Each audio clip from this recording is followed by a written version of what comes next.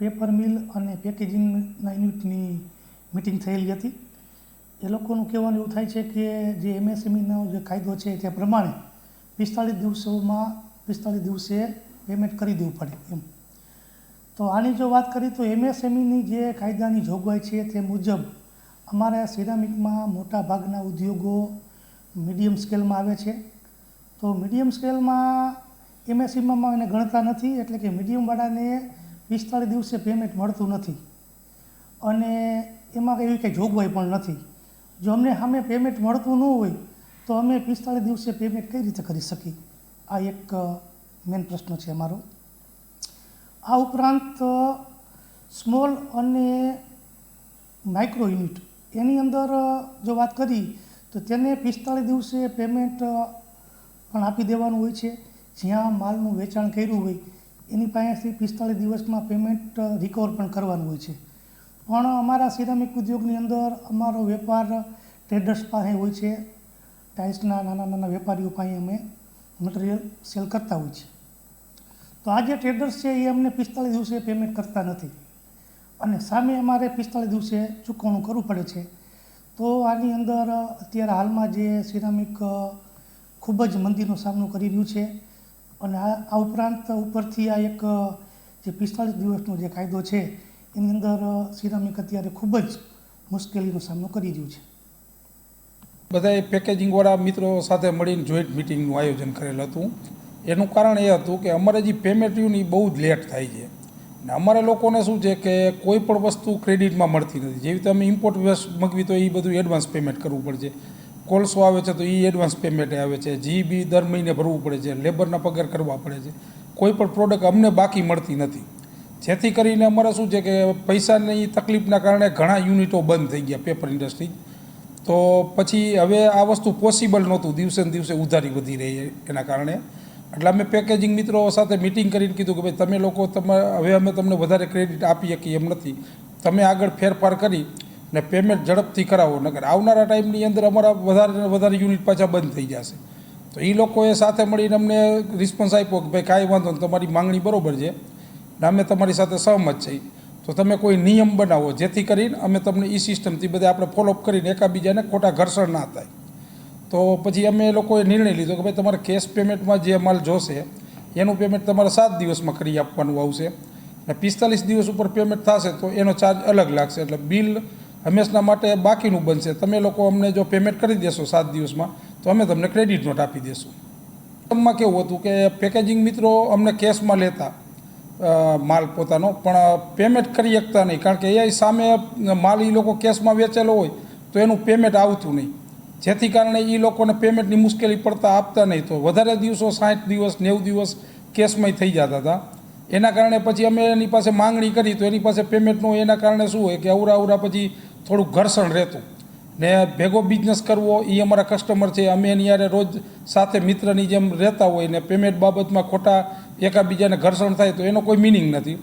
તો એ લોકોએ એક્સેપ્ટ કર્યું કે ના તમારી માંગણી વ્યાજબી અને અમે આને સપોર્ટ કરી છીએ ને આવનારા ટાઈમની અંદર આપણે ફેરફાર કરશું એમ.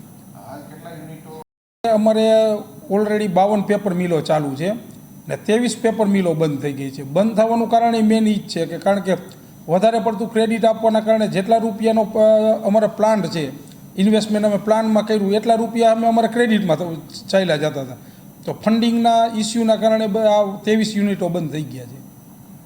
હવે તારીખ 26 ફેબ્રુઆરી 2025ના રોજ પેકેજિંગ અને પેપર મિલ ઉદ્યોગની જોઈન્ટ મિટિંગ રાખેલી હતી, જેમાં પેપર મિલ ઉદ્યોગ તરફથી એવું જાહેર કરવામાં આવેલું છે કે પેપર મેક્સિમમ 7 દિવસની ઉધારીમાં જ મળશે અને જો 7 દિવસથી વધારે પેમેન્ટ ટાઈમ થશે તો ₹1 પેપરનો ભાવ વધારે થશે અને મેક્સિમમ ઉધારી 45 દિવસ સુધી જ મળશે. 45 દિવસથી વધારે જો ટાઈમ થશે તો પેકેજિંગને માલ મળવો નહીવત છે. આના અનુસંધાનીને જો આ પોઝિશન થાય તો પેકેજિંગ ઉદ્યોગ પૂરેપૂરો સંકટમાં મુકાઈ જાય અને બંધ પણ થઈ શકે છે. એના અનુસંધાને આજ રોજ પેકેજિંગ યુનિટની એસોસિએશનની મિટિંગ હતી, જેમાં એવો નિર્ણય કરવામાં આવેલો છે કે આપણે પણ હવે સિરામિક ઇન્ડસ્ટ્રીને મેક્સિમમ 45 દિવસની ઉધારીએ જ કામ કરીશું અને આમાં સિરામિક ઇન્ડસ્ટ્રી પણ સપોર્ટ કરે એવી પેકેજિંગ એસોસિએશનને પૂરેપૂરી આશા છે. 47 જેટલા છે અને નાના યુનિટ 125 જેટલા છે. મેઇન અમારે આ શું છે કે કન્ડિશનનું વધારે છે અત્યારે, તો મેઇન કન્ડિશન અને જે આ પેપર મિલ તરફથી ઓછી કન્ડિશનનો જે અચાનક નિર્ણય આવેલ છે કે જે અમે એની પાસે 1 મહિનાનો ટાઈમ માંગ્યો હતો, એ પણ એ લોકોએ ટાઈમ અમને આપેલો નથી. એ મેઇન તકલીફ છે અત્યારે પેમેન્ટ કન્ડિશનની.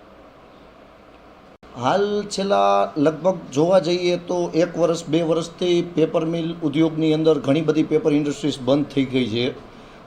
જે બધા વેસ્ટ મટીરિયલ ઉપર ચાલતું હોય છે. વેસ્ટ મટીરિયલની શોર્ટેજ જેમ કે અથવા માલ આવવો ટાઈમે ના મળવો, એના હિસાબે પેપર ઇન્ડસ્ટ્રીઝ ઘણી તકલીફમાં હતી. જેના હિસાબે છેલ્લા 1 વર્ષની અંદર એ લોકો ઘણી મુશ્કેલીનો સામનો કરતાં અમને લોકોને બહુ સાથ સહકાર એ લોકોએ આપેલો. પણ હવે આજ રોજ એવી પરિસ્થિતિ એ લોકોની પણ આવી ગઈ છે કે એક એની લિમિટ આવી જતાં અમારા પેપર ઉદ્યોગ ઉપર તકલીફ આવતા અમે એના સપ્લાયર તરીકે પેકેજિંગ ઇન્ડસ્ટ્રીઝ ચલાવતા હોવાથી અમને પેકેજિંગ યુનિટને એ લોકોને પેપર આવવું બહુ તકલીફ પડી જતી હતી. જેથી કરીને અમને 26 તારીખના રોજ, જેમ પાર્થભાઈ અમારા એસોસિએશનના પ્રમુખે જે વાત કરેલી કે 26 તારીખના રોજે જોઈન્ટ મિટિંગ ગોઠવેલી કે ભાઈ હવે અમે આ લોકો તમારા બધા સાથે જે બિઝનેસ કરીએ છીએ એમાં કોઈ જાતની ઉધારી બાબતનું અમે તમને આપી શકીએ એવું છે નહીં. કારણ કે અમારે જે અમારું વેસ્ટ મટીરિયલ જે છે એ કેસથી આવે છે. તમને અત્યાર સુધી અમારે જ્યાં સુધી ઇન્ડસ્ટ્રીઝમાં તકલીફ નહોતી ત્યાં સુધી અમે તમને પ્રોવાઈડ બધી ફેસિલિટી કરેલી છે. પણ હવે અમે જે કેસમાં ખરીદી કરીએ છીએ તો અમારો પ્રતિભાવ એવો છે કે તમને લોકોને હવે અમે કેસ આપીશું તો જ આ ઇન્ડસ્ટ્રીઝને અમે ટકાવી શકશું અને તમારી ઇન્ડસ્ટ્રીઝ સાથે અમે વેપાર કરી શકીશું. જેથી કરીને અમને જે પાર્થભાઈએ જે વાતચીત કરી કે ભાઈ 7 ડેઝની અંદર જે કેશ પેમેન્ટની કન્ડિશન કહીએ 7 ડેઝમાં અમને લોકોને એ લોકો વેચવા માટે રાજી છીએ. તમને લોકોને અમે મટીરિયલ પૂરું પાડીશું.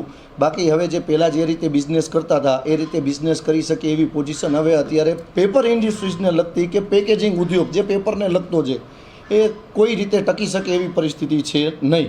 ઉધારી બાબતે જે અમારા જે સપ્લાય અમે જે કરીએ છીએ કોરુગેટેડ બોક્સની, અત્યારે જનરલી જોવા જઈએ તો કોરુગેટેડ બોક્સ જે ગવર્મેન્ટ પ્રમાણે જોવા જઈએ તો બહુ બધી જગ્યાએ ઓલ ઓવર ફિલ્ડની અંદર કોરુગેટેડ બોક્સનો ઉપયોગ થાય છે. અને જે બીજા બધા ફિલ્ડ એવા છે કે જ્યાં ઉધારી છે નહીં જનરલી. અને એવું એક જ ફિલ્ડ આપણું મોરબીનું છે કે મોરબીની અંદર ઉધાર વધારે વેચાય છે. જેના હિસાબે બધું જે મોરબીના કોરુગેટેડ બોક્સ ઇન્ડસ્ટ્રીઝ જેટલી આવેલી છે એ ઉધારના હિસાબે આ તકલીફ પડતી જાય છે. એની તકલીફ જે રહી પેપર મિલ ઉપર આવેલી છે. જેથી કરીને બધું આ સંકળામણ થતાં એ લોકોએ અમારી સાથે મિટિંગ કરીને જે આ કરેલું ત્યાર પછી પેકેજિંગ ઇન્ડસ્ટ્રીઝને હવે ટકી રહેવું બહુ મુશ્કેલી છે. જો આગળથી જ જે વેચાણ કરીએ એ પ્રમાણે જો સપ્લાય કરી અને ડિમાન્ડ સામે ટકી રહી અને જો પેમેન્ટ સાયકલ જો બધાની સરખી થશે તો જ આ પેપર ઉદ્યોગ અને પેકેજિંગ ઇન્ડસ્ટ્રીઝ બે સારી રીતે અને જે અત્યારે ચાલે છે એ રીતે ચલાવી શકે એવી પોઝિશનમાં છે. નહીંતર હવે આ મંદીનો સામનો કરી શકે એવી બેમાંથી એકેય ઇન્ડસ્ટ્રીઝને તાકાત નથી હવે.